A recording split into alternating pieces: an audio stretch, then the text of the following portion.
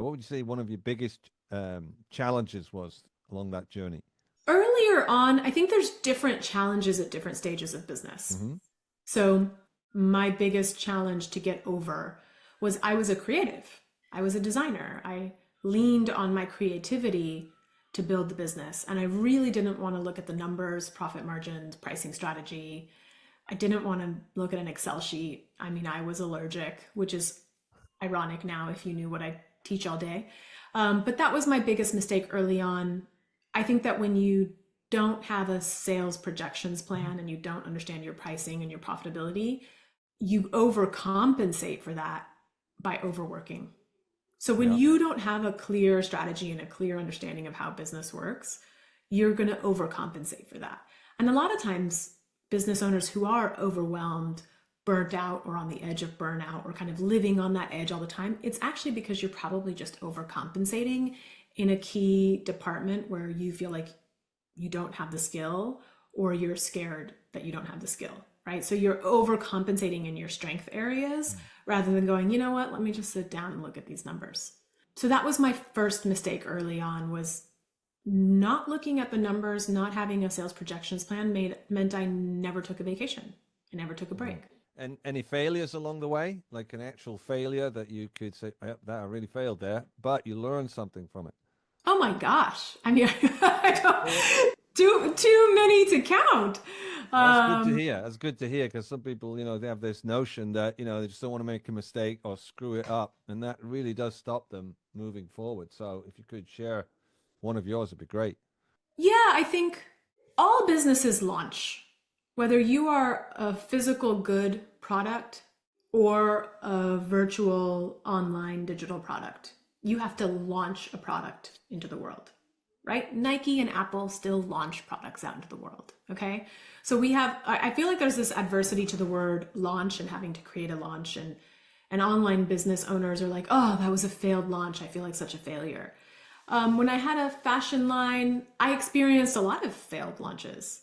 When you're dealing with a business that has timelines around supply chain and production and making a thing in time for a certain event or a certain thing you've been promoting, or you have a certain event but you don't have the time to actually promote it and market it and create a launch. I've had many failed launches in various businesses in various forms.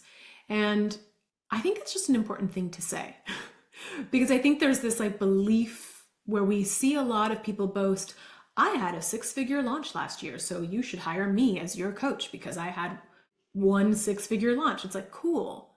How many failed launches did you have?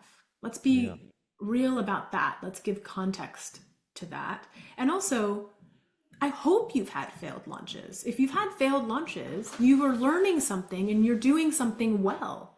And you're hopefully every single time you learn something from those, right? Mm. Yeah. So, and sometimes it's like, oh gosh, don't say yes to an event if you're not going to have the product in hand.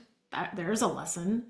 Don't spend all your energy on creating and cutting and building the product and not talking about it. I've done that in my digital business and in physical goods business. So when you spend, this is a thing a lot of us perfectionists do, spend so much time obsessing about the product and making it better and better and better that you forgot to tell people about it. Yes. And you're like, oh yeah, my program's launching next week. Do you want it? It's going to be amazing. And people are like, well, it's next week. I'm busy. I don't have time for that. Or Yep. I've definitely had that where I've gotten on sales calls with people and I would say, this happened to me last year once. Oh, my accelerator starts next week. And this person was like, gosh, you just haven't been talking about it at all. Like, did you even do a launch? Good feedback. Thank you. I obviously haven't been talking about it enough. Yeah. So I feel like I've made a million mistakes. I mean, Yep. bad partners, hiring people without a clear contract because you just trust them and like them. That's a doozy. That's Yeah. gotten me into big trouble. Yeah. I mean, probably like list the list of mistakes you can make. I can check them all off and say, yep, yep, yep, done that. Worn all the Yeah. hats to the point where I was the photographer and the graphic designer and the I've done it all. I've made all the mistakes.